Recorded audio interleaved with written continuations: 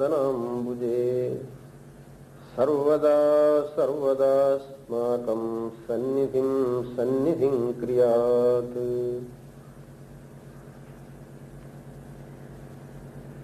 వేదవ్యాస మహర్షి విరచితమైన మహాభారతాన్ని సమస్త జనులు శ్రవణం చేయటానికి ఒక విశేషమైనటువంటి ఉత్తమోత్తమమైనటువంటి సందర్భం ఈనాడు కలిగింది. ఆ మహాభారతాన్ని సంహిత అని ఆంధ్ర మహాభారత కర్త అయినటువంటి నన్నయ భట్టారకుడు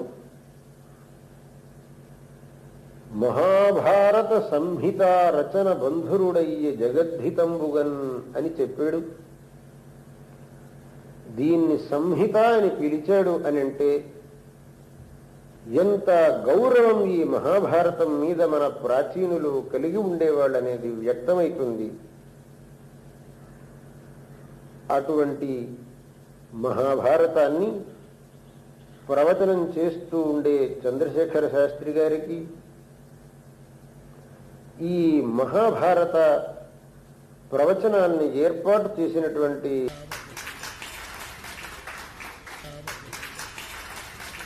వారికి, ఈ మహాభారత ప్రవచనాల్ని అత్యంత శ్రద్ధతో శ్రవణం చేస్తూ తమ జీవితాల్ని పవిత్రం చేసుకుంటూ ఉన్నటువంటి శ్రోతలకు మా పరిపూర్ణమైన నారాయణ స్మరణ పూర్వక ఆశీర్వాదములను తెలియజేస్తూ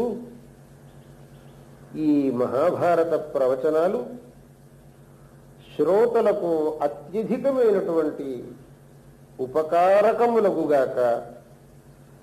ఈ ప్రవచనములను శ్రవణం చేసినటువంటి భక్తులు తమ జీవనములను ధర్మమయములు నర్చుకొందురుగాక అని కూడా ఆశీర్వదిస్తూ నేటి ప్రవచనం ప్రారంభమవుగాక అని శాస్త్రి గారిని ఆజ్ఞాపిస్తూ ఉన్నాం. శుక్లాంబరధరం విష్ణుం శశివర్ణం చతుర్భుజం ప్రసన్నవదనం ధ్యాయేత్ సర్వవిఘ్నోపశాంతయే.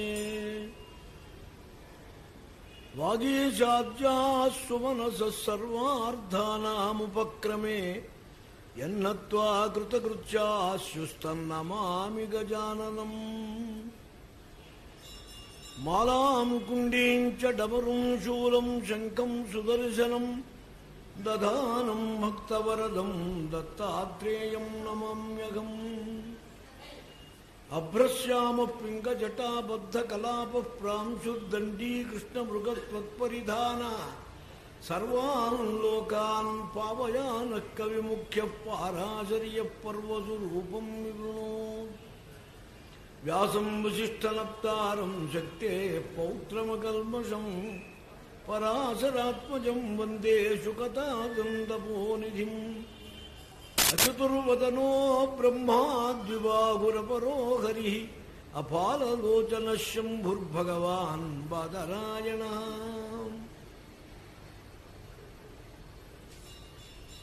సదాశివసమారంభాం శంకరాచార్యమధ్యమాం అస్మదాచార్యపర్యంతాం వందే గురుపరంపరాం. ఛాయాయాం పారిజాతస్య హేమసింహాసనోపరి ఆసీనమంబుదశ్యామమాయతాక్షమలంకృతం చంద్రాననం చతుర్బాహుం శ్రీవత్సాంకితవక్షసం రుక్మిణీ సత్యభామాభ్యాం సహితం కృష్ణమాశ్రయే. నారాయణం నమస్కృత్య నరం చైవ నరోత్తమం దేవీం సరస్వతీం చైవ తతో జయముదీరయే. ఈరోజు జగద్గురువుల దివ్య ఆశీర్వచనంతో శారదాంబ దివ్య సన్నిధానంలో శ్రీ మహాభారతం అనే విషయం మీద 9 రోజులు మాట్లాడుకునే అవకాశం పరమేశ్వరుడు ప్రసాదించాడు మహాభాగ్యం. నేను ప్రవచనాలు విరమిద్దాం అనుకున్న సమయం మొదలుపెట్టి 60 ఏళ్ళు అయింది. దేనికైనా ఒక అంతం ఉంటాయి. ప్రవచన షష్ఠి పూర్తి సంవత్సరం. ఇంతలో జగద్గురువుల దర్శనాన్ని శృంగేరి వెళ్ళటం, శ్రీవారు నన్ను కొట్టుకొట్టాడు, ఆదేశించారు. 18 రోజులు చెప్పాలి అన్నారు. 5-7 రోజులు ఎక్కడ. భీముడు ఒకసారి హనుమంతుడిని చూశాడు అరణ్య పర్వంలో. అనుగ్రహించాడు, తమ్ముడు కదా, ఏం కావాలి కోరమన్నాడు. ఒక్కటే కోరికుంది, ఆనాడు నీవు సీతా దర్శనానికి ఆ లంకా పట్టణానికి వెళ్ళేటప్పుడు ఎగిరే ఆ రూపం, ఆ వేగం, అదొక్కసారి చూపించాడు. ఏది జరగదో అది అడిగేవారు అయినా ఆ కాలము కాదు, అది నేను చూపించలేను, నువ్వు చూడలేవు. ఆ సమయం అది ఈశ్వరానుగ్రహం. 32 రోజులు చెప్పాము మామూలు కాలేజీ గ్రౌండ్ లో. వెంకటేశ్వర గారి ఆడియో వీడియో పెట్టారు. 8 ఏళ్ళు అది ఇప్పుడు చెప్పమంటే 40 అవుతుందా? నేను అట్లా చెబుదాం అనుకున్నా, మీరు ఇంకెక్కడిగా పాతున్నాడు. ఇప్పుడంతా వెరైటీలు మారే రోజులు వెళ్ళి అట్మాస్ఫియర్ వెరైటీస్ అన్ని మారుతున్నాయి చకచకాలుగా. నేను ఇంకా గమనిస్తా, 60 ఏళ్ళు ఒకే ఫీల్డ్ మీద నిలవగలిగానంటే అది గురు కటాక్షం. 10 ఏళ్ల కల్లా ఆ ప్రొనౌన్సియేషన్, సంభాషణ శైలి, భావాలు మారుతాయి. బాగా అబ్జర్వ్ చేయండి. నేను ఇలా రీసెర్చ్ గా దృష్టిలో పెట్టుకొని చెబుతున్నా. అందుకని 10 ఏళ్ళ తర్వాత ఆ పండుగలు వదిలిరారు, పాత దృష్టిలో పడతారు. కొత్త వాడు వస్తారు, ఏదో తమాషా చమత్కారం జిమ్మిక్కు రకరకాలుగా ఆ దాంట్లో పడతారు. అట్లాంటిది అప్పటి నుంచి ఇప్పటిదాకా గురుకటాక్షంతో ఇంకా ఏదో 10 మంది మీకోటి వాళ్ళు ఉంటున్నారంటే అది చాలా విచిత్రం, చాలా అనుగ్రహం అనుకోవాలి. అంటే 3 సంవత్సరాలు వ్యాసుల వారు రాశారు బదరికాశ్రమంలో. ఇంత ఓపిక రాయడానికి ఎవరు దొరుకుతాడు?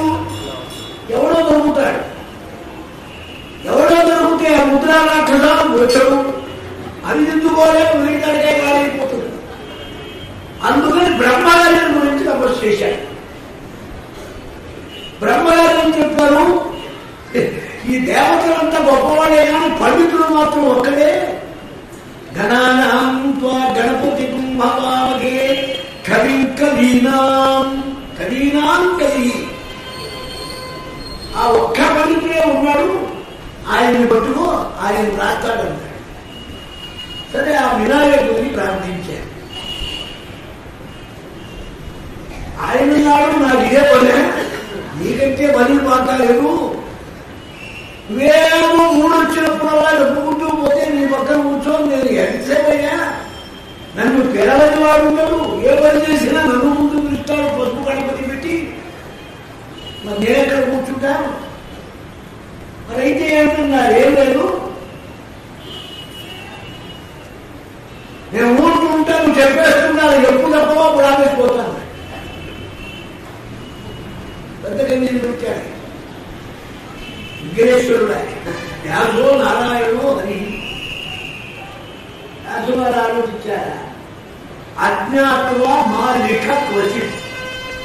సరే, మీ సరతో మంచిదే, నేను చెబుతూ ఉంటా, నువ్వు రాస్తూ ఉంటా, నీకు తెలియకుండా మాత్రం రాయదు. నేను చెప్పింది నేను తెలుసుకుంటా రాస్తూ. ఓం అన్నాడు. కోవిడ్ సంగీతాలు. సరే అంటే ఆయన నాకు తెలియదు ఏమిటి? ఈయనకు తెలియకుండా ఉండడానికి ఆయన గిమ్ముక్కులు చేశాడు. 8 శ్లోక సహస్రాన్ని 8 శ్లోక శతాని చ అహం వేత్తి శుక్లో వేత్తి సంజయో వేత్తి వా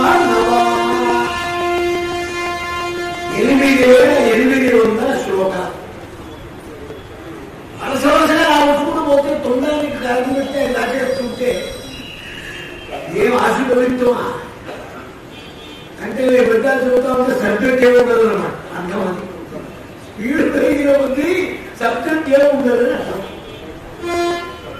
ఇది మహాభారతం, పంచమవేదం. దీనితో ఇది పారాయణ చేస్తే దేవతలకు మేధస్సులతో హోమం చేసినట్లు అవుతుందని స్వాధ్యాయ బ్రాహ్మణం. ఇతిహాస భారతాదేహ అన్నారు విద్యారణ్య భగవత్పాదుడు. పురాణాది బ్రహ్మాండాది అన్నారు. ఇతిహాస పురాణాభ్యాం వేదం సంపృహ్యే అన్నారు మనుషులు. ఇతిహాస పురాణైశ్చ సత్వదేవ జనై వేదమే చెప్పింది ఇతిహాసాన్ని గురించి. ఇది ఇక అది జరిగిందా భారతం, ఇది ఇక్కడ ఇలా ఉందిరా అని చెప్తున్నది. అసలు వేరుగానే ఉంటుంది. కనుక ఇటువంటి వేదం పంచమ వేదం. బ్రహ్మగారికి 5 తలకాయలు ఉండేది కనుక బ్రహ్మాండ పురాణం. 5వ తలకాయ కొట్టివేయబడుతుంది శంకరుడి చేత. ఆ 5వ తలకాయతో పురాణాలు ఉచ్చరించారు. పురాణాలు ఉచ్చరించాలంటే ఎప్పుడూ ఉండే శాశ్వతమైన వేదం వలె నిత్యం. వేదాంత ఉపపుణ్యత్వ వేదానికి స్వర ప్రకృతి ప్రత్యయ నియమాలు చాలా ఉన్నాయి. దీనికి లేవు. లేకపోయినా వేదముల యొక్క సమన్వయం కోసం పుట్టిన గ్రంథం. అందులో తత్రాపి భారతం బాగా చదివి అర్థం చేసుకుంటే కానీ వేదార్థం సమన్వయం కావు సక్రమంగా. కనుక ఇది పంచమ వేదం. ఇటువంటి వేదాన్ని 3 చెప్పలేక అందుకని ఒక ఘట శ్లోకం గణపతి కూడా ముట్టుకుంటూరని ఒక శ్లోకం పరిచయం యాదుల. అంటే అర్థం ఏమిటంటే భారతే అర్థ గౌరవం. భారతంలో ఉన్న గొప్పతనం ఏమిటంటే అర్థ గౌరవం. ఒక రకంగా మీరు చూడండి, భారతంలో కథలో మయసభం. ఆ మయసభ ఏమిటి? నీళ్లున్న చోట నీళ్లు వేస్తూ, నీళ్లు లేని చోట ఉన్నట్టు, ద్వారం లేని చోట ద్వారం ఉన్నట్టు ఆ భ్రమ. ఒక్క మయసభ కాదు, భారత గ్రంథం అంతా, భారత గ్రంథం అంతా విపరీతార్థాన్ని స్ఫురింపజేస్తూ ఉంటుంది. అది ఒక మయసభ.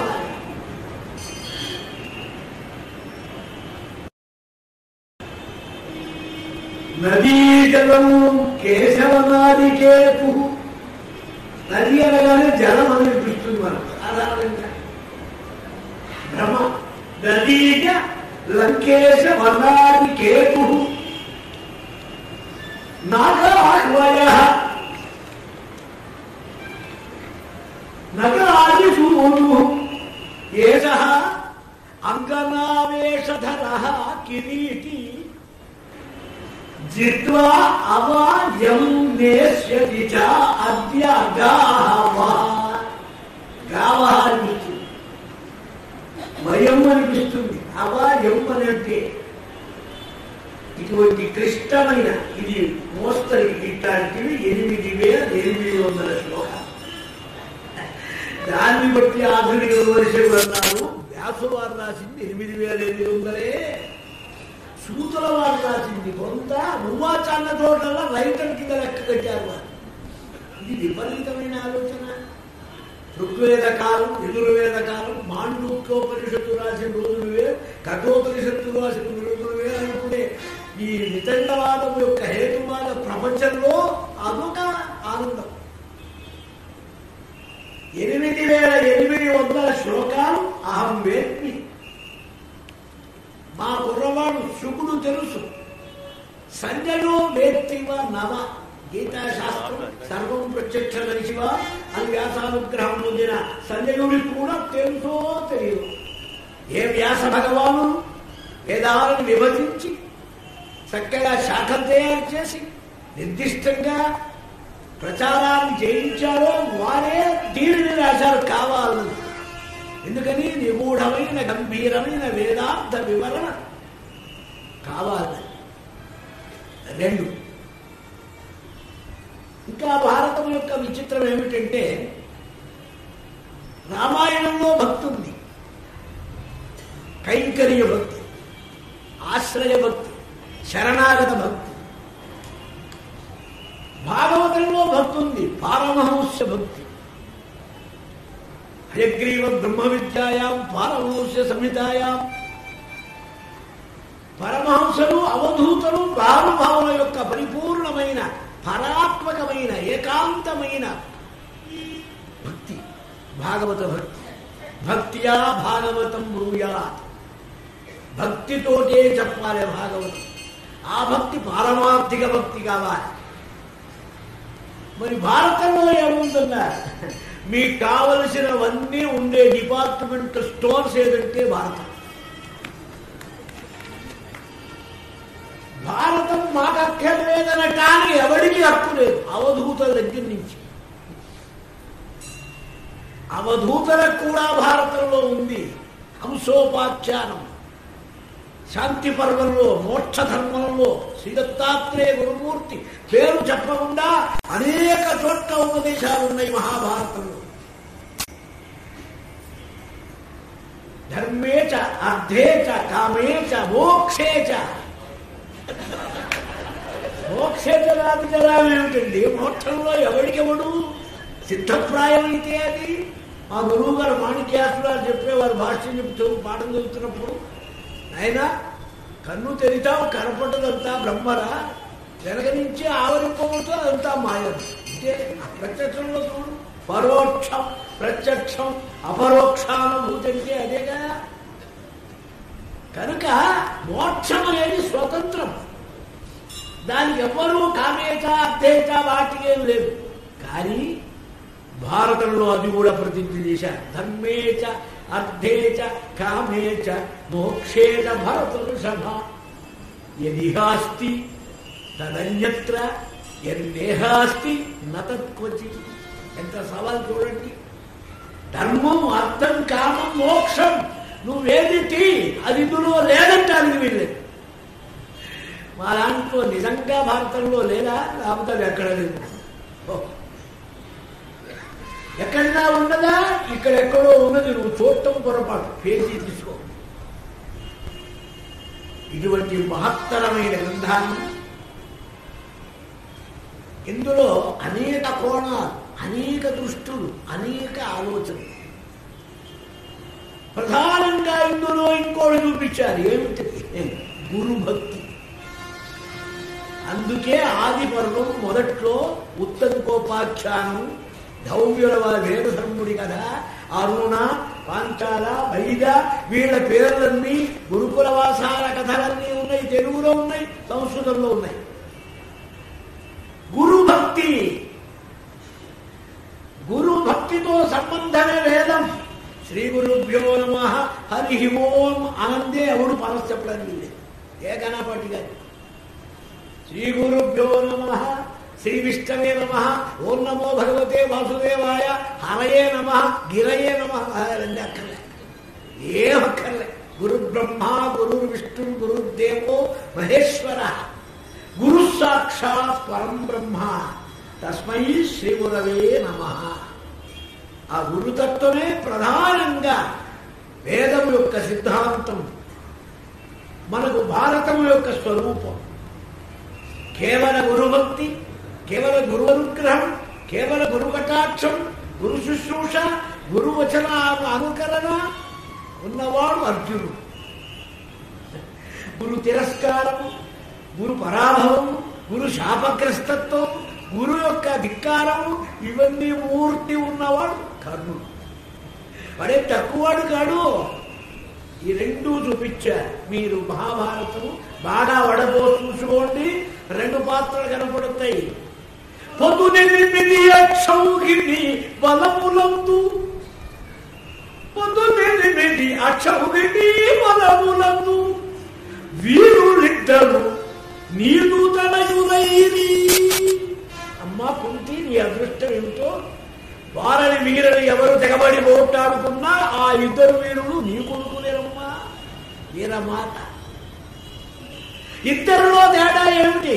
ఒకటి గురు భక్తి, ఒకటి గురు తిరస్కారం. ఇది ఎవరికి గురు భక్తి, గురు అనుగ్రహం ఉన్నదో, శివే రుష్టే గురుస్త్రాత గురౌ రుష్టే నకశ్చన. గురు అనుగ్రహం ఉన్న చోట భగవద్ అనుగ్రహం ఉంటుంది. అందుకే స్వామి సారథ్యం చేశారు గుర్రాలు పట్టుకోని. ఈ గర్వంధుల రూపు మాపుటకి గాని, ఒక కవి అన్నాడు, ఈ గర్వంధుల రూపు మాపుటకి గాని జీతమా భత్యమా నీ గుర్రములు తోలునంత పనికి నేనేనా. ఒకవేళ మా సరదా ఉంటే మా ఇంటిలోనే గుర్రాలను తోలలేను. నిజమింటే ధర్మ రక్షార్థమై యోగమూనితి పార్థసారథి మహోద్యోగంబు సాగించితి. యతో ధర్మస్తతః కృష్ణ, యతః కృష్ణ తతో జయ. కనుక భారతం మొత్తం చెప్పింది ఏమిటయ్యా? ధర్మం. ఈనాడు సమాజంలో అదొక్కటి వదిలిపెట్టి మిగతా అన్ని బాగా చేస్తున్నారు. ఊళ్ళకి వెళ్తారు, కొబ్బరికాయ కొడతారు, పూజలు చేయిస్తారు, ఇళ్లలో ఇంతింత ఒత్తులు పెట్టి దీపారాధనలు చేస్తారు, హారతులు ఇస్తారు. ఒక్క ధర్మం మాత్రం వదిలేస్తారు. పుత్రధర్మం, పితృధర్మం, మాతృధర్మం, గురుధర్మం, శిష్యధర్మం, భార్యాధర్మం, భర్తృధర్మం, స్త్రీధర్మం, పురుషధర్మం, మిత్రధర్మం. అబ్బా, ధర్మం అంటే ఏమిటి? అన్నిట్లో ఉంది, ఒక చోటేనా? అది వదులుతున్నా. అది మీకు రావాలంటే ఏం చెయ్యాలి? కవులు చెప్తే రాదు. ధర్మో వివర్ధతి యుధిష్ఠిర కీర్తనేనా. ఈ 9 రోజులు ధర్మరాజు సంకీర్తనం జరిగితే అక్కడ ధర్మం మీకు తెలియకుండా మీ మనస్సుల్లో పోషింపబడుతుంది, ఆశ్రయింపబడుతుంది. బలం వివర్ధతి మృగోదర కీర్తనేన. భీమయ్య కీర్తించండి, బలం, శరీర బలం, ధాతు బలం, బుద్ధి బలం. బలం ఎన్ని రకాలు ఉంటే అన్ని బలాలు. జయో వివర్ధతి ధనంజయ కీర్తనేనా. జయం అనేది ఉన్నదే అర్జున కీర్తన చేత. జయోనా విజయ ఆయనే. అలాగే నయ నీతి, ఆరోగ్యం. యమల కీర్తనేన నకుల సహదేవుల కీర్తన చేత జరుగుతుంది. ధర్మమే. మహాభారతం అంతా చెప్పారు. మీరు ఏం చెప్పారని అడిగారు ఎవరు? భారత సాహిత్యంలో వ్యాసులు చెప్పారు, ఆయన ధర్మాదబ్ధశ్చ కామశ్చ సఖిమర్థం న సేవ్యతే ఊర్ధ్వబాహు విరోమ్యేషః న చ కచ్చిత్ శృణోతి మే వాచం. నీకు అర్ధకామాలు కావాలని ఉన్నదిగా, అది ఎక్కర్లేదు. వాడు ఎవరున్నాడు? ప్రతివాడికి అర్ధకామాలు కావాలిగా. నువ్వు అర్ధకామాలు కావాలంటే ఎలా అనుకుంటున్నావు? అర్ధకామాలు కోరి తెచ్చుకున్నావు అనుకుంటున్నా. అట్లా రావురా. మామిడి చెట్టు కావాలంటే మనం టెంక వేయాలి. కొబ్బరి బోండా పాతి పెడితే కొబ్బరి చెట్టు వస్తుంది, కొబ్బరి వస్తాయి. కానీ నువ్వు ఊరికే రావాలంటే ధర్మాత్ అర్థ. వెనకటి ధర్మమే ఇప్పుడు అర్థం. వెనక ధర్మం ఇప్పుడు అర్థం. అది కొంచెం పీరియడ్ మారితే అలా పరిపక్వం అవుతుంది. ఒక బిచ్చగాడు వచ్చాడు ఓ షావుకారు దగ్గరికి. సదాగా ఉన్నాడు. చీకటవా, ఇంత ఎద్దులాగా ఉన్నావు, మొద్దులాగా పని చేసుకోలేవా, నువ్వు అనుకోవడానికి తప్ప పోతున్నాయి. వాడి కోపం ఉన్నారా, దుఃఖం ఉన్నారా, వాడు రెండూ రాలే. నవ్వాడు పక్క పక్క పక్క. అడుగుతో ఏం లేదు, నేను కూడా నీలాగా ఒకప్పుడు ఉన్నవాడిని, ఇట్లా అని ఈ స్థితికి వచ్చాను. మండలి వాడిని నువ్వు ఎన్ని ముందవుతున్నావే నా క్లాస్మేట్ అవుతున్నావు నాకు ధర్మో విమర్ధర్మాత్ ధర్మాత్ కామ ధర్మమే కామం కూడా ధర్మార్థ కామాలు ఏంటంటే ఉంటుందా ధర్మం వల్ల అర్థము వస్తుంది కామము వస్తుంది కానీ నిజమైన ఫలం ఈ రెండు కాదు మోక్ష 4 పురుషార్థాలు 4 ప్రకారాల గేట్లు ఉన్నాయి మొదటి గేటు ధర్మం చివరి 4 ధర్మం తత్ర ప్రవృత్తి నివృత్తి రూపో ధర్మ శాఖాద్వయ పరిమితం ప్రవృత్తి నివృత్తి ప్రవృత్తి ధర్మాన్ని ధర్మం అన్నాం నివృత్తి ధర్మాన్ని నిశ్రేయసం అన్నాం ఇది అభ్యుదయం అన్నాం అది నిశ్రేయసం అన్నాం కానీ మొత్తానికి ధర్మమే అది కూడా ఇక ధర్మం వల్ల ఎందుకయ్యా అర్థం వల్ల ధర్మం పోషింపబడుతుంది కనుక మరి కామం ఎందుకు కామం ఓన్లీ మెయింటెనెన్స్ ఇంకో ఫ్యాక్టరీ రన్ చేశారు మెయింటెనెన్స్ ఖర్చు 16,000 ఉన్నారు మాకు మెయింటెనెన్స్ ఖర్చు తీసేయండి పోవడం ఎందుకండి దుబారా అది తీసి మారేద్దామంటే అసలు ఫ్యాక్టరీ ఇస్తేగా ఫ్యాక్టరీ నడవాలంటే మెయింటెనెన్స్ ఎలాంటిదో నీ శరీరానికి కామమనే పురుషార్థం కూడా ఓన్లీ మెయింటెనెన్స్ వలే ఇది ప్రైవేట్ కింద కాదు లెక్కల్లోకి రాదు ఐటీలోకి పోదు ఇంకోటి పోదు కేవలం మెయింటెనెన్స్ వంటి కామనే ఉంటుకొని ముగ్గులాడేవాడు ఉన్నాడే వాడంత దౌర్భాగ్యుడు అవివేకి అప్రయోజకుడు విషయం తెలియని వాడు ప్రపంచంలో లేదు మిరప చేను వేశాడు ఎరువు పెట్టాడు గుమ్మిచ్చాడు ట్రాక్టర్లతో మిరపనాలు కొన్నాడు చాలా కష్టపడి మిరప చెట్టు వేశాడు మిరప మొక్కలు ఉన్నాయి ఈ లోపల గడ్డి మొలిచింది కూలీలు పెట్టాడు గడ్డి కోయించాడు ఆ గడ్డి తీసి ఎదురుకు వేస్తున్నాడు నాకు మేఘాలు చూశాడు ఈయన మిరప చేను ఇంత కష్టపడి ఎందుకు చేశాడో తెలుసా ఈ కలుపు కోసమే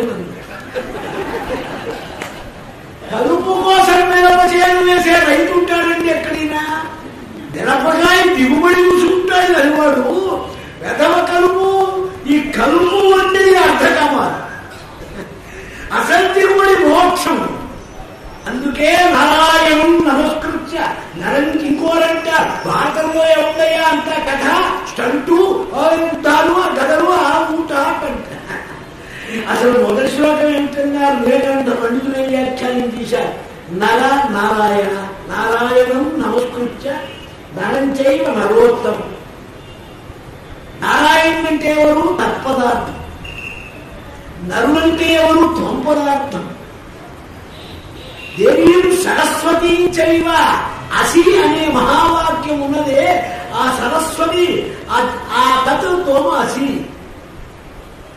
ఆ తత్వమసి అనే మహావాక్యాన్ని ప్రధానంగా చేసుకొని ప్రారంభించిన మొదటి శ్లోకము ఈ మహాభారతం ఈ శ్లోకము దేవీ భాగవతంలో కనపడుతుంది మరొక చోట కనపడుతుంది అని కూడా మనం చేస్తున్నా కానీ స్టార్టింగ్ పాయింట్ గా కనబడేది భారతం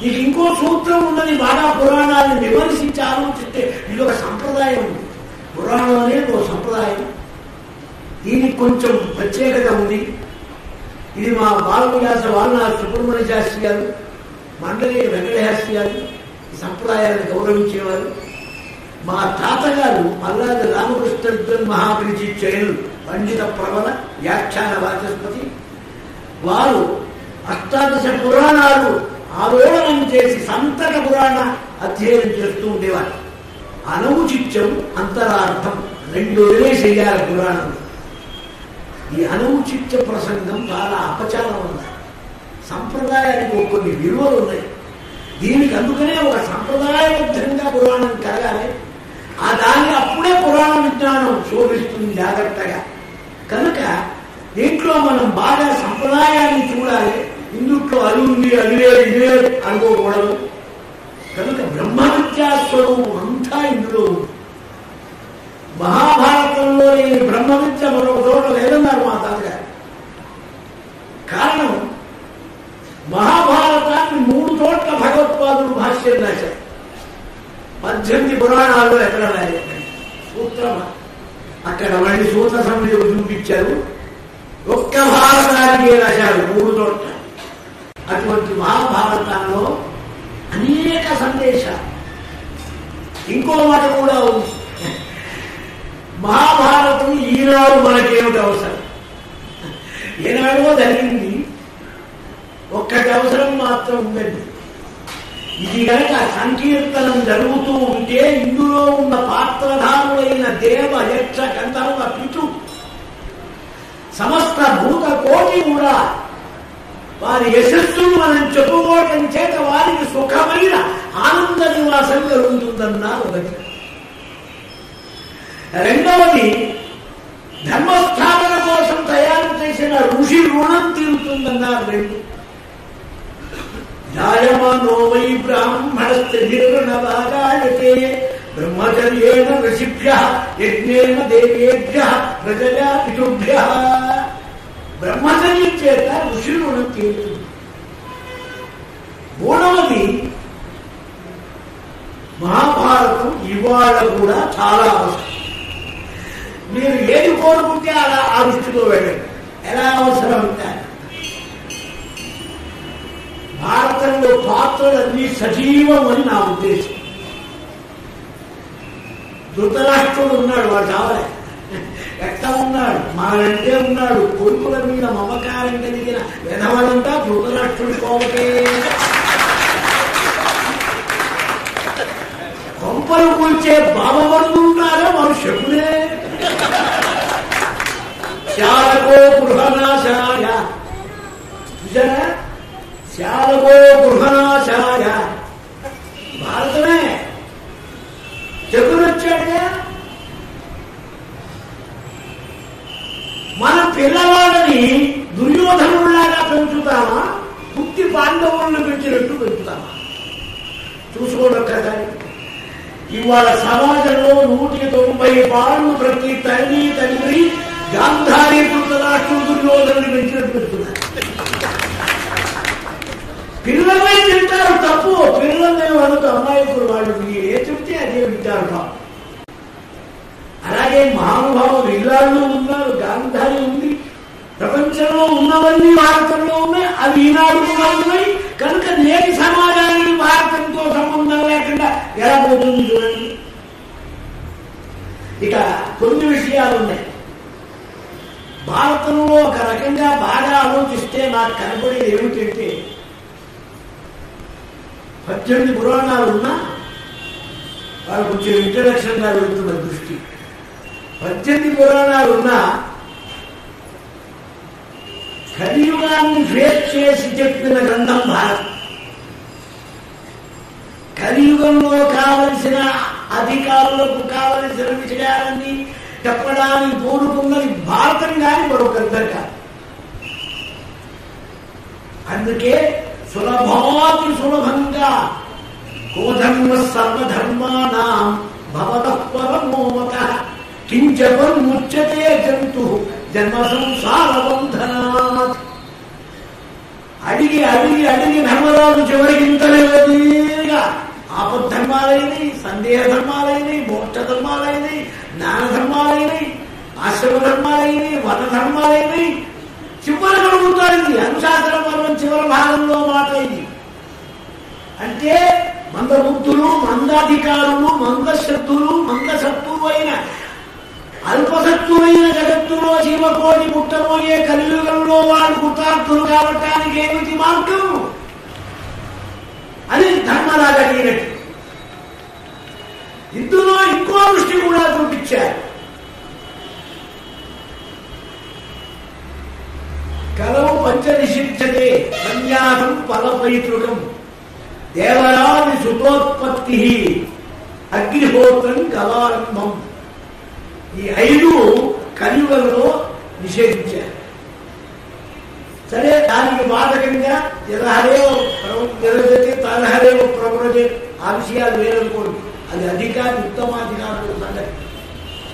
గృహస్థ ధర్మ పోషణ అనేది మహాభారతంలో చూపించారు ప్రత్యేకం. దీనికి వేదికగా చూపించింది మహాభారతం ఉద్యోగ పర్వం సంజయ రాయబారంలో.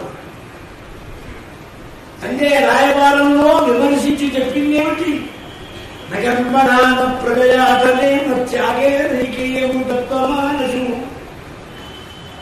గురు కర్మ కర్మణైవై సంసిద్ధి మాస్థిత జనకాలయ కర్మణ్యేవ అధికారస్తే మా ఫలేషు కదాచన. కర్మ చేయి, కర్మ వదులు. రెండు భాగంలో చెప్పబట్టి చక్కగా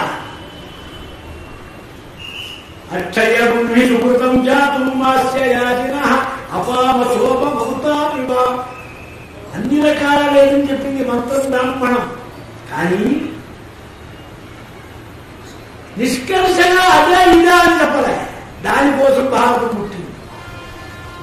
అందుకని ప్రత్యేకంగా ఇక్కడ మహాభారతంలో గృహస్థాశ్రమ ప్రమేయాన్ని ప్రాముఖ్యంగా వర్ణించబడ్డది.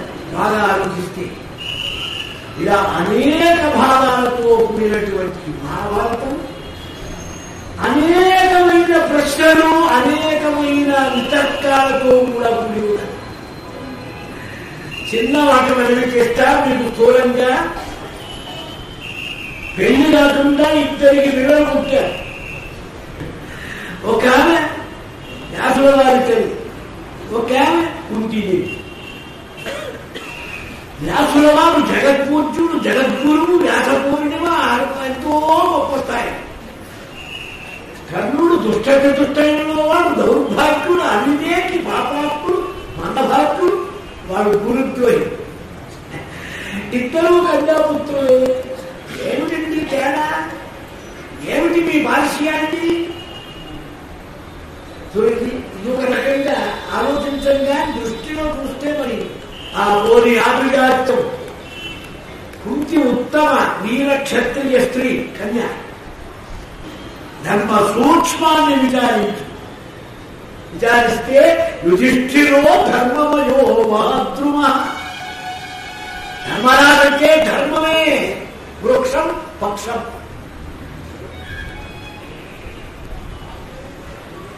యుధిష్ఠిరో ధర్మమయో మహాద్రుమ. స్కంధ అర్జున భీమసేన తస్య శాఖా మాద్రీసుతౌ పుష్పఫలే సమృద్ధే. ఈ చెట్టుకు పాము, కుదురు వేరు ఎవరు? మూలంతు అహం. శ్రీకృష్ణ స్వామి వారంట దాని పాము, కుదురు నేర్రా ఈ చెట్టుకు. సంజీవుడితో చెబుతారు స్వామి. నేనే ఒక్కనే కాదు, బ్రహ్మజ నన్ను తెలియజేసే వేదం శబ్ద బ్రహ్మ. బ్రాహ్మణాశ్చ అధ్యయన పఠన ఆంతరంగిక జ్ఞానాలు కలిగిన బ్రాహ్మణాశ్చ వారు ముగ్గురు. ఇక మీ చెట్టు సుయోధనో మన్యుమయో మహాద్రుమ. కోపం, ద్వేషం, పాపం అది చెట్టు దుర్యోధను. స్కంధ అకర్ణ శకుని తస్య శాఖా. అయ్యా దుశ్శాసన పుష్పఫలే సమృద్ధి. మూలం రాజా ధృతరాష్ట్ర అమనీషి. దాని కుదురు మీ బుద్ధిరా పుత్ర ప్రేమ పరాయి. కనుక ధర్మం మహాభారతంలో ధర్మరాజు ప్రవర్తన ఎప్పుడూ ధర్మమే. ఆలోచించడానికి వీలు లేదు. ధర్మం అని. ధర్మశాస్త్రజ్ఞుడు ధర్మశాస్త్రం అని. వేదాంత వ్యాఖ్యాత్మవిధులు వేదాంతమని. నీతి విచక్షణులు నీతి శాస్త్రం అని. కవి వృషభులు మహాకావ్యమనియు. లాక్షణికులు సర్వలక్షణ సంగ్రహం అని. ఐతిహాసకులు ఇతిహాసమనియు. పరమ పౌరాణికులు బహుపురాణ సముచ్చయమని. నన్నయ్య గారి మాట ఎంత చక్కగా చిన్నది మాట. చాలా పరిశోధించారు పాపం మహానుభావులు. వాళ్ళకి అంజలి ఘటించారు. తెలుగు కదా తీసి మారేస్తే అది అవివేకం. మనకు తెలియక దాన్ని తిట్టడం, మనకు తెలిస్తే దాని స్వారస్యం తెలుస్తుంది. ఎంత చక్కని మాట అన్నారండి. పరమ పౌరాణికులు బహుపురాణ సముచ్చయము. భారతాన్ని అనేక పురాణాలు చదివి అర్థం చేసుకోరా. భారతంలో చూసా వాళ్ళని పేరాల్లో ఏమో అనుకోకు. బహుపురాణ సముచ్చయం. కారణం 18 పురాణాల అనంతరం రాసిన మహాగ్రంథం. దీని కొలిని పాలించండి పురాణంలో అక్కడక్కడ ఉన్నాయి. దాన్ని రూపించారు. మహి కొనియాడుతుండ వివిధ వేద తత్వవేది వేదవ్యాసుడు ఆదిముని పరాశరాత్మనుండు విష్ణు సంవిభుండు విశ్వజనీనమై పరుగుతుండజేసే భారతం. మళ్ళీ ఇంకో మాట, విశ్వజనీనం. సమస్త ప్రజలకు సంబంధించింది. ఒక ఆశ్రమం, ఒక వర్ణం, ఒక గ్రూపు, ఒక తెగ, ఒక వయస్సు, ఒక అధికారి. ఏ అధికారికైనా ఇంట్లో చక్కగా అందరికీ సంబంధించినటువంటి మాట. ఇంటి మహత్తరమైన గ్రంథాన్ని వేదవ్యాస మహర్షుల వారు రచించారు. ఇక్కడ అనేక రకాలు చూపించారు.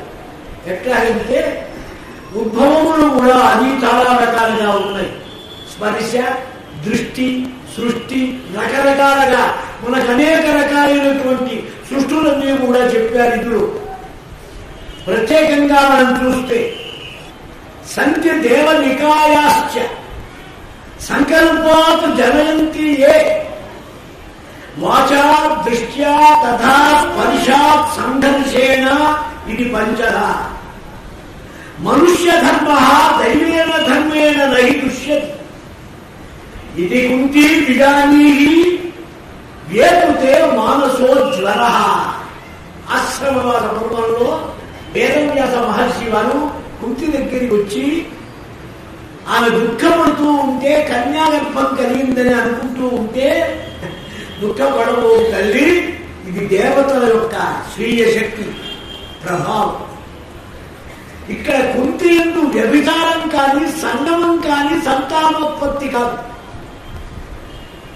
ఆ భగవంతుడు సాక్షాత్ ఇంద్రుడు 5 రూపాలుగా అవతరించదలుచుకున్నాడు. దేవనికాయ సంకల్పార్జనయంతి. ఎట్లా? వాచ, దృష్ట్య. ఇవి సంభావమా? ఎందుకు కాదు?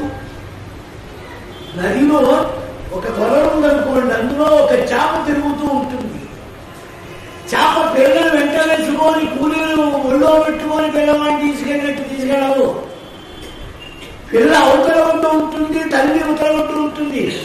దానికి ఆకలేనప్పుడల్లా ఈ తల్లి చేప ఒక్కసారి పిల్ల చేపను చూస్తుంటే అది కడుపు నిండిపోతుంది ఆటోమేటిక్. మనకు అట్లాంటి ఉంటే వెగమది ఆఫీసులకు టిఫిన్ క్యారియర్ అవస్థ. మనక ఎంత బాగుంటే రండి, ఒకసారి ఇంటి వైపు చూస్తే అమ్మ వాళ్ళ వైపు చూస్తే అయిపోయా. మనకి ఇతరమైన శక్తులన్నీ ఇచ్చాడు కదా ఇవే. కనుక అది ఒక్కొక్కరికి ఒక్కొక్క శక్తి భగవంతుడు ఇచ్చాడు. ఎందుకని? అరే నా దగ్గర ఎన్ని శక్తులు ఉన్నదో చూడండి ఇలా విధంగారా, ఒక్కొక్క దానికి ఒక్కో శాస్త్రం చూపిస్తున్నా, దీన్ని బట్టైనా మీరు చూసుకోగలుగుతారు. ఇక్కడ ముని మంత్రము నశంకనేన ఇదేమో ముందు మహత్తండు రమ్మని నే కోరగవేనా కోరితిరిమో ఆతండురానేనా వచ్చనుమో కన్నియనుంచు ఎచ్చగన్నను చేపట్టగానేనా పట్టునుమో పట్టిన సంగనేనా అరుగంటెం కుంతి సౌభాగ్యములు. కరుణశ్రీ గారి మాట. ముందు మంత్రము నసంగనేనా. ఆలోచించండి. ఇక్కడ ఎవరి ముని? దూర్వాసు. దూర్వాసుడు అంటే ఎవరు? గర్భము లేదు, కష్టపడి కన్నది లేదు, ఇక మరసాల సందర్భము లేదు. అహో పులిటి స్నానములు నడికట్టు లేవు. ఏ స్వర్గోహనాశ నుండి దిగి వచ్చింది ప్రణయంక పీఠికి అర్భకులు.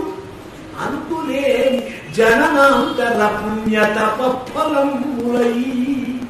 ఎవరు వారు? ఇనప బుగ్గలు వండించుకో వచ్చారని కళా భోజనం తీసుకోబెట్టి ఆ ముగ్గురమ్మలకు పెట్టారు. కొంచెం మీ వల్ల కాదన్నా, వండిందో కాదు భూలోకంలో తినండమ్మా. వాళ్ళకి ఈసొచ్చి వాళ్ళ వారితో చెప్పారు, బ్రహ్మ విష్ణు ఏదో దాన్ని పొగరంచండి ఎవరు అనసూయట.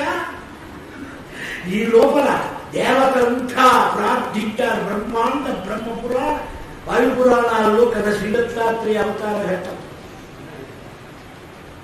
వారంతా అయ్యా తపఫలానికి మీరు ఏదైనా వరమిస్తే కానీ భయపడిపోతున్నామన్నా. 3 సాధు రూపాలలో వచ్చారు. దిగంబరంగా ఉపాసన వర్తించాలంటే అలాగే ఉన్నది. ఎవరో మహానుభావులు పతివ్రతాన్ని నిర్ణయం చేస్తారని 3 పిల్లలైపోయినారు. వేద వేదంతమీధులందు తిరుగుచుండెను దివ్యమూర్తిత్రయము బిడ్డలై వంట ఇళ్ళ దోగాడుచుండే గోరు ముద్దలు భుజన గుళ్ళు తిరుగుతూ. నారదుడు వెళ్ళాడు, ఆ 3కి చెప్పాడు, అమ్మా మీ వారు వచ్చారు, అందులో పనికి వెళ్ళాయా ఆలస్యం, ఆ పని ఇంకే ఉంది రాలేదా నారా ఎక్కడున్నా చూపిస్తాననుకున్నా. వారిలో కూర్చున్నాడు నారాయణ నారాయణ నేర్చుకు లోపల ఉన్నారు. ఆ ఉద్యాలో 3 పిల్లలు నిలవాలి. ఏం చేస్తారు చూడండి. కొంగును పట్టి మా పసుపు కుంకుమతో ప్రతిభిక్ష పెట్టి మా మంగళ సూత్రములు నిరుపమంచు సరస్వతి సర్వ మంగళ మంగళ దేవతలు ప్రణత మస్తకలై పడియుండినారు నీ ముంగిటి ఎందు. నారదుని మోమున నవ్వులు నాట్యమాడను. అందులో బ్రహ్మగారి అంశే చంద్రుడు. దత్తో నారాయణ స్వయం సాక్షాత్ నారాయణుడే శ్రీదత్తాత్రేయ గురుమూర్తి. శంకరుడే గురువాసు. 3 ఋషి రూపాలలో బ్రహ్మ విష్ణు మహేశ్వరుడు ఉన్నారు. ఈ 3 ఋషులు ఋషి రూపంలో ఉన్న త్రిమూర్తులు. వారు త్రిమూర్తులుగా చేయటానికి వీలేని పనులకు వీరిని చూపిస్తారు. సోమకుడనే రాజుకు అనంతమైన క్రతు అనుష్ఠానానికి దూర్వాసుడిని చూపించారు శంకరుడు. ఆ దూర్వాసుడే శంకరుడు. ఆయన 1965లో సిద్ధి పొందిన తపస్విని మహారాజ్.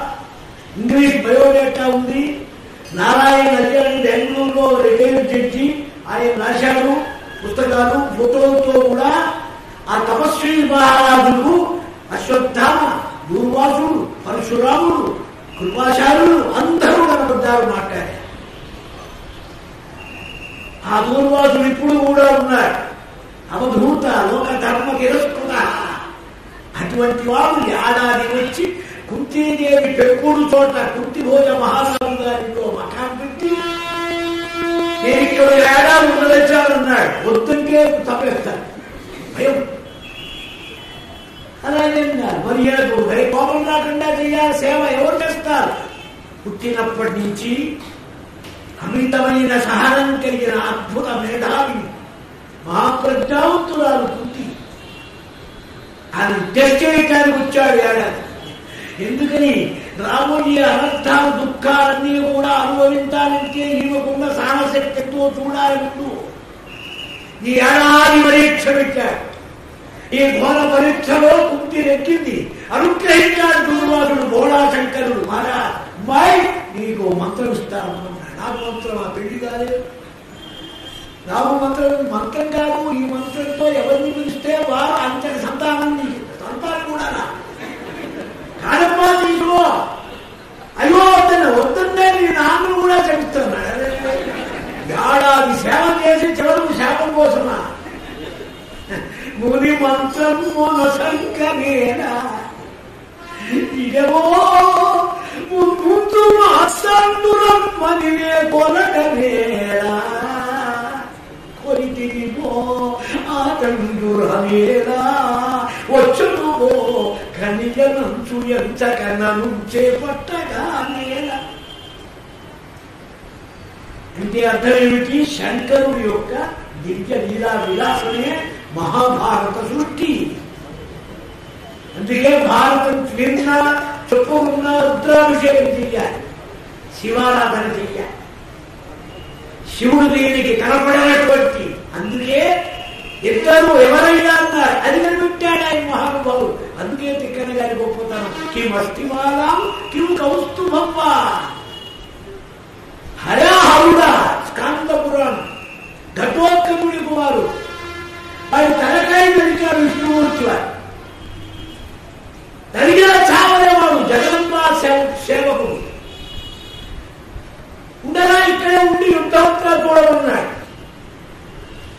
18 రోజులు అయిపోయింది. శ్రీకృష్ణ స్వామి వారికి స్తుతి చేశాడు ధర్మరాజు, నీ అనుగ్రహం వల్ల యుద్ధం గెలిచామని.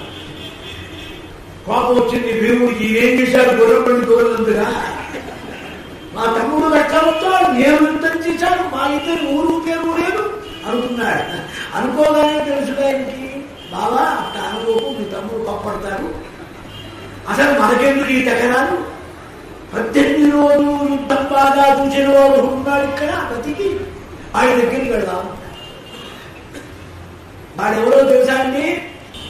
పరమేశ్వరి భక్తుల యొక్క భక్తుడు, మహాభక్తుడు వాడు. ఘటోత్కచుడి కుమారుడు. స్కాంద పురాణం దీనికి కావలసినంత వాడిని శంకరుడుగా చూస్తారు ఇక్కడ పూజ. బ్రహ్మాండం ఇప్పుడు లైట్లు తీసుకు పెట్టి అద్భుతంగా ఉంది స్టేషన్ యువతల కొండ మీద. నువ్వు తెలియదు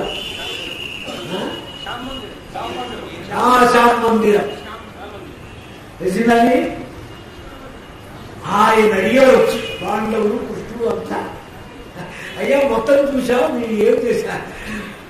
నాకు కృష్ణుడు కనపడలేదు, అర్జునుడు కనపడలేదు, వాడు మరి భీముడు అన్నాడు. వాడు ఊరే పేరు, వాడు తాతయ్యే. తాత కదా చెప్తాడా పాఠశాలకి. మరి ఎవరిని చూసా ఉన్నాడు? ఎవరో ఒక్కనే వ్యక్తి, ఒక్క వ్యక్తి. దీర్ఘబాహువులు, చాలా గంభీరమైన విగ్రహం. ఒకవేపు జడలు, మరొకవేపు కిరీటం. ఒకవేపు కోమల శ్యామల మాధుర్య లావణ్య సౌందర్యం, మరొకవేపు ధవళ కర్పూర శ్వేత కాంతి. ఒకవేపు పాములు ముసలుతున్నాయి, ఒకవేపు కౌస్తుభమాణిక్యం ఉన్నది. ఒక చేతిలో త్రిశూలం ఉంది, ఒక చేతిలో చక్రం ఉంది. ఎవరో ఒక్క ఆయనే వెళ్తున్నాడు. ఆయన అటు ఇటు వేస్తున్నాడు. వాళ్ళంతా చస్తున్నారు. చచ్చే వాళ్ళ మీద వీళ్ళ బాణాలు పడుతున్నాయి అన్నాడు. ఇంకా అర్జునుడు సాధించింది. విచారా ఈ స్కాంద పురాణం బహుపురాణ సముచ్చయమంచు. భారతం చదవాలంటే అన్ని పురాణాలు చదువుకుంటూ కూర్చో. ఎందుకని మీరు తెలియాలంటే విషయాలన్నీ పురాణాలే. పురాణంలో ఏముందయ్యా అంటే బొచ్చుకోవడం మాట్లాడేది లేదు, అంతకంటే ఇంకే ఉండదు. పురాణం వచనా ప్రవృత్తి, వచనాన్ని నివృత్తి. ఇదే భారతంలో ఒక చోట అర్జునుడు అడిగాడు వ్యాసుల వారు, అయ్యా నాకు ఒక సందేహం ఏమిటన్నా, నా రథం ముందే ఎవరో ఒక ఆయన వెళుతున్నాడు శూలం పట్టుకొని. ఆ శూలంలో నుంచి శూలాలు వస్తున్నాయి, శత్రువులు చస్తున్నాడు, చచ్చిన వాళ్ళ మీద రావణాలు పడుతున్నాయి. నా కళ్ళతో చూసా, అంతా నువ్వు చెప్పాలంటారు, నాకు సిగ్గుగా ఉంది. ఆయన ఎవరు, మాకు ఆయనకి ఏమిటి సంబంధం అన్నారు. అదిగా నీ అదృష్టం అంటారు. కోమల శ్యామల లావణ్య దివ్య మధురమూర్తి ఆ శ్రీకృష్ణ ప్రభువుగా నీకు రథం మీద కూర్చున్నాడు. నీకు భావం లేకుండా యుద్ధం చేసి శత్రువులను చెప్పడానికి ముందు నడుస్తున్నాడురా ఆయన శంకరుడురా. శివకేశవుల యొక్క భిన్నమైన అమూల్యమైన అనుగ్రహం పొందిన వాడి చేతుల రంగ శివుని పూజింపడి మోమును బంధాది కీర్తి నుడుబడి దయను సత్యంగులోముగా అదలబడి కలుగనేటికి తల్లుల కడుపు చేటు. శివకేశవుల యొక్క అభిన్నమైన అద్భుతమైన భక్తి అర్జునుడు ఎందున్నదని, కృష్ణార్జునుడు పరమ భక్తులని ఆంతర్యంగా ఏవో దేవ కేశవోవా శివోవా అనే విషయాన్ని చూపించారు. ఇక్కడ కుంతి దగ్గర ఎందుకు తేడా వచ్చిందంటే రెండే మాటలు చెప్పొద్దు వేస్తున్నా. సత్యవతి దగ్గర ఏమీ లేదు ఆలోచన. కుంతి దగ్గర ఏముంది? ఈ గడ్డపై ఏదో మంత్రం ఇచ్చాడు, మంత్రానికి చింతకాయ రావుతుందా? ఏదో పదవికి ఇచ్చాడే పొరపట్టాన్ని కొంచెం అలా అపచార భావం కలిగి మేడ మీద తిరుగుతూ ఉదయించే సూర్యుడి మీద మంత్రం పెట్టేసి ఎవరు నువ్వెవరిని వింటావు అన్నా నీ కన్యత్వము ఒక్కమోదు నేను కన్య నీ కన్యత్వము ఒక్కమోదు విరుముక్తి అంచు నన్ను కొట్టించను భానుమంతుడు ఒక విద్యుత్ సన్నిభానుడు దివ్యాకారుడు ఉదయం చెబుతుడు వాడే కన్నాక్షుడు చెప్పుకుందో చూసారా ఈ మంత్రము యొక్క పరీక్షా దృష్టి హేళన అనే ఒక చిన్న ఒక డ్రాప్ మాలిన్యం సాధ్వీనాం కౌతూహలం మరం విదురనీతి చిన్న డ్రాప్ పడ్డది అది ఎల్లార్జై పెద్దదై ఆ పిల్లవాడి మీద క్రియేట్ అయింది పాపం వాడికి తప్పు చెప్పండి వాడికి అట్లా ముసించుకోవచ్చింది పాపం పుట్టింది ఎవరోడు రాక్షసుడు అన్నారు చాలా సహస్ర కవచ అన్ని అబద్ధాలు తప్పు మరి ఎవరు ద్విధాభాతి ఏకస్తమన ద్వితీయకర్ణ ఆశ్రమవాస వర్ణంలో కుంతికి వ్యాసుల వారు చెప్పిన మాటల్లో ఈ మాట ఉంది. ఎవరమ్మా నీ కొడుకు తెచ్చాడంటావు వాడెక్కడ తెచ్చాడు నువ్వు ఎప్పుడు ఉండేవాడు వాడు ఆయన సూర్య భగవాన్ సూర్యుడే ఒక కర్ణుడుగా ప్రతిబింబంగా వచ్చాడు మరొక రూపంగా సూర్యుడుగా లోకాలని తప్పింపజేస్తున్నాడంట. అందుకనే త్వమేవ కర్ణాసి వేరేవ నీకే ధర్మ సూక్ష్మాలు తెలుసురా కృష్ణుడు అన్నాడు కర్ణుడితో. అన్ని ధర్మాలు నీకు తెలుసు, నీకంటే తెలిసిన వాడు లేడు. కారణం సూర్యుడు. సూర్యుడికి తెలియని ధర్మం ఉంటుందా? సర్వధర్మజ్ఞుడు కర్ణుడు. కానీ ఈ కారణం తల్లి యొక్క ఆ అపచారం అనే దాని వల్ల రెండవది మన్యు సూక్త మంత్రవర్ణంలో చెబుతారు ఒక మాట, ఎస్తే మన్యో ఏకజత్వం. మొత్తం మంత్రం చదవండి. నువ్వు ఏకజుడివి, ఓ మన్యు దేవత, అభిమాని దేవత, అధిష్టాత్మ దేవత, నీకు శక్తి చాలా గొప్పది, నా శత్రువులను సంబంధించి. ఎందువల్ల ఏకజ ఒకే రకంగా పుట్టావు. ఒక ఏకజుడంటే ఎవరుందా?